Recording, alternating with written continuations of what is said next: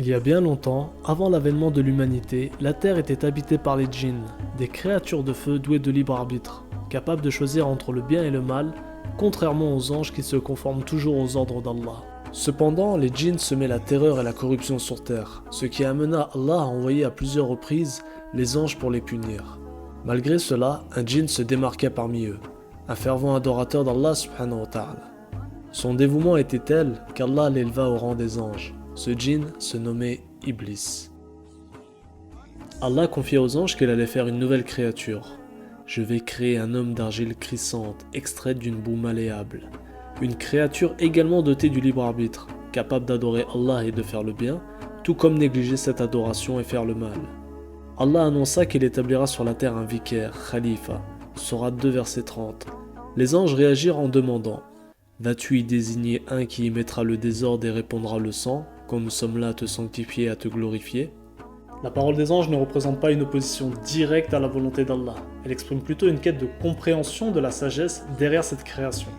En réponse, Allah leur dit: en vérité, je sais ce que vous ne savez pas.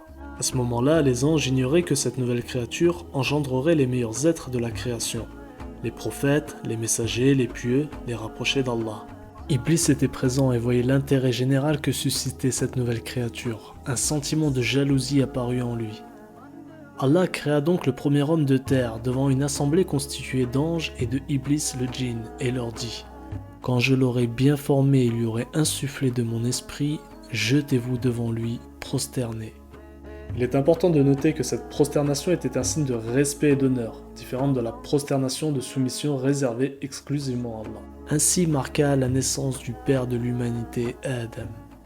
À la suite de l'ordre d'Allah, les anges se prosternèrent, à l'exception d'Iblis qui refusa, s'enfla d'orgueil et fut parmi les infidèles. Sourate 2 verset 34.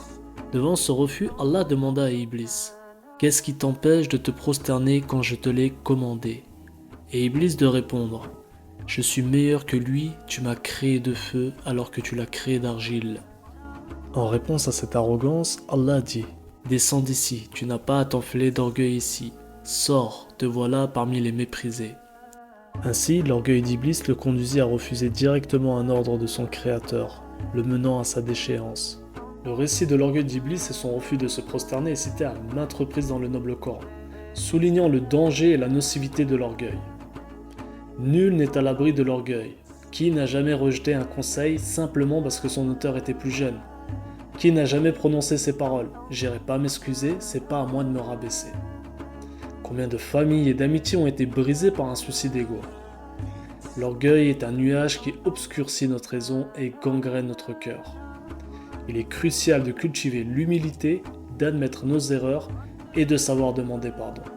Le prophète sallallahu alayhi wa sallam a dit: n'entrera pas au paradis celui qui a dans son cœur le poids d'un atome d'orgueil. N'entrera pas au paradis celui qui a dans son cœur le poids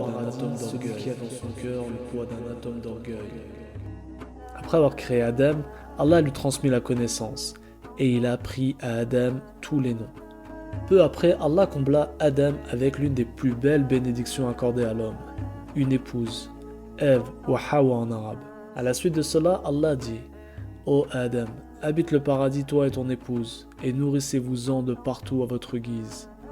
Cependant, Allah leur fit deux recommandations, l'une découlant de l'autre. La première est: n'approchez pas de l'arbre que voici, sinon vous seriez du nombre des injustes. Et la seconde: ô Adam, celui-là, en parlant de Iblis, est vraiment un ennemi pour toi et ton épouse. Prenez garde qu'il vous fasse sortir du paradis, car alors tu seras malheureux. Ils habitèrent donc tous deux au paradis jusqu'à ce qui devait arriver arriva. Le shaitan réussit par ruse à les faire manger de l'arbre défendu. Il leur dit: votre Seigneur ne vous a interdit cet arbre que pour vous empêcher de devenir des anges ou d'être immortels. Leur jurant même: vraiment je suis pour vous deux un bon conseiller. Puis, lorsqu'ils eurent goûté de l'arbre, leur nudité leur devint invisible. Faut comprendre que Adam et Hawa manquaient d'expérience face aux ruses et aux promesses mensongères, comparable à un enfant innocent à qui on fait croire ce qu'on veut, ne connaissant pas encore le vice.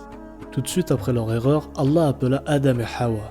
Ne vous ai-je pas interdit cet arbre? Et ne vous ai-je pas dit que le diable était pour vous un ennemi déclaré? Conscients de leur erreur, ils implorèrent le pardon d'Allah. Cette demande qu'ils vont lui faire deviendra une doua célèbre de demande de pardon que nous pouvons nous-mêmes utiliser. Ils lui dirent: Ô notre Seigneur, nous avons fait du tort à nous-mêmes, et si tu ne nous pardonnes pas et ne nous fais pas miséricorde, nous serons très certainement du nombre des perdants. À cause de leur naïveté, Adam et Hawa ont désobéi, et Allah leur dit: Descendez du paradis, ennemis les uns des autres, et pour vous il y aura une demeure sur la terre et un usufruit pour un temps. Iblis, ayant réussi à tromper Adam et Hawa, implora Allah qu'il lui laisse un délai jusqu'au jour de la résurrection pour continuer à tromper les humains et les détourner du droit chemin. Allah, dans sa sagesse infinie, accepta la requête d'Iblis et lui dit: Quant à mes serviteurs, tu n'as aucun pouvoir sur eux, et ton Seigneur suffit pour les protéger. Honorons Allah en montrant à Satan que rien ni personne ne nous détournera de notre foi avec La ilaha illallah Muhammadan Rasulullah pour étendard. À la suite de leur expulsion du paradis, Adam et Hawa étaient sur terre. Allah, par son infinie miséricorde, accepta leur repentir. Puis Adam reçut de son Seigneur des paroles. Il devint donc le premier prophète, afin de guider sa descendance à l'adoration d'un Dieu unique, seul et sans associé, et de les mettre en garde contre les ruses du diable. La prochaine fois, Inch'Allah, on parlera des enfants de Adam et d'un prophète peu connu.